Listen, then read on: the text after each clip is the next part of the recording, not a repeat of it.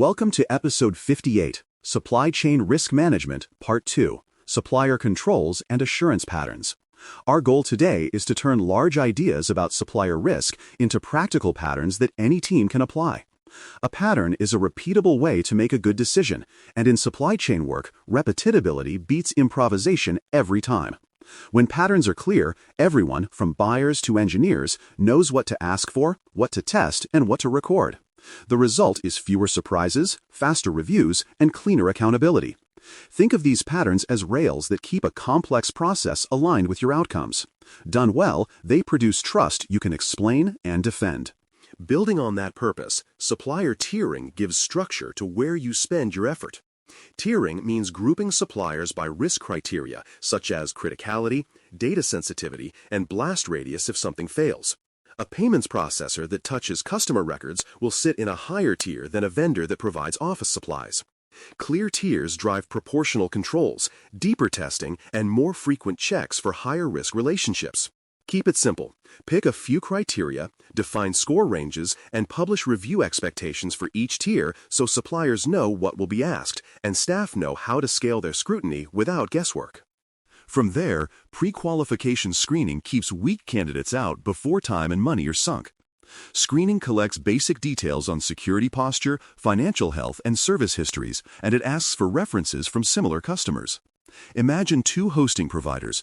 One can quickly share recent audit summaries and a contact willing to confirm incident handling quality, while the other struggles to provide anything current. Choose the first. Good screening is light but telling, and it uses a standard form so answers can be compared fairly. It matters because a careful first filter reduces later churn, avoids awkward renegotiations, and sets the tone that assurance is part of doing business, not an afterthought. Extending that filter, security questionnaires work best when they are paired with verification sampling. A questionnaire gathers claims about controls, but samples test whether those claims match reality. For example, if a vendor asserts that multi-factor authentication is enforced for administrators, your sample might include screenshots from the identity platform, recent access logs, and an interview with an operations lead. One short rule helps: trust but verify. Decide in advance which answers trigger sampling, how many samples you need, and what constitutes acceptable proof. Over time, map recurring gaps to improved questions, so your next round is sharper and less burdensome for both sides.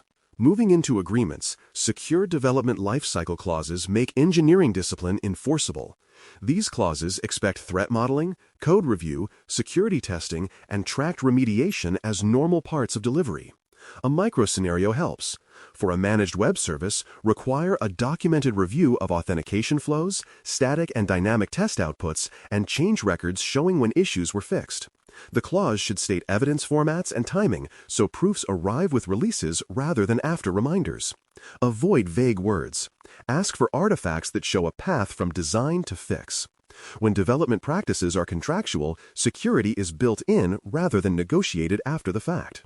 From there, a clear vulnerability disclosure policy and channels let issues surface early and safely.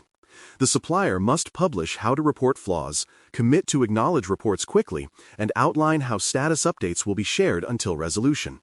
Imagine a researcher who finds a serious input validation flaw. An easy-to-find email address and a standard template make reporting fast and orderly. Set expectations for coordinated disclosure timelines that balance user safety and practical patching. Provide a fallback channel for urgent, high-risk conditions. Good channels reduce confusion, shorten time to fix, and show a healthy security culture. Silence and guesswork do the opposite. Complementing disclosure, patch service levels and timelines turn promises into schedules. Set targets for critical, high, and medium issues, and define how emergency fixes are handled across time zones and holidays. For example, a critical remote code execution flaw on an internet-facing service might require mitigation within 48 hours and a full patch within 7 days. Make the clock start at confirmed discovery and tie completion to verifiable evidence, not a chat message. Small systems need clarity too. Clear timelines align teams, focus resources, and provide a yardstick for supplier performance. Without them, urgency becomes a debate instead of a plan. Linked to patching is transparency about components. Require software bill of material submissions, often shortened to SBOM, and provenance attestation that confirms where each component came from and how it was built. An SBOM acts like an ingredient label, letting you answer fast when a library is flagged in an advisory. Provenance statements add who built the release, which pipeline signed it, and what controls guarded the chain. Ask for updates with each release, not once a year.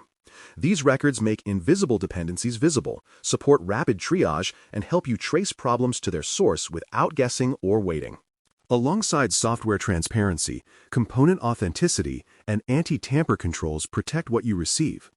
Authenticity checks confirm that hardware and firmware are genuine. Anti-tamper measures detect or prevent alteration during shipping and storage. Picture a network appliance that arrives with cryptographically signed firmware and a seal that shows any opening during transport. Validate both. Request signed manifests and chain of custody notes for sensitive items, and define how discrepancies are handled before the gear touches production. Simple habits help here. Verify serials and signatures on arrival and log checks into your receiving workflow. The small time invested shields you from costly, quiet compromises. To protect updates, require code signing and trusted paths end-to-end. Code signing proves origin and integrity. Trusted paths ensure the update traveled through approved channels without untracked hops. A workable clause says updates must be signed with keys kept in a hardware security module, with rotation and revocation procedures documented, and that clients verify signatures before installation. A brief scenario clarifies the point. If a mirror server is compromised, unsigned or wrongly signed updates are rejected automatically. People forget. Verification does not. When update trust is engineered, one failed server does not become a breach. From there, logging, monitoring, and incident obligations turn shared operations into shared visibility.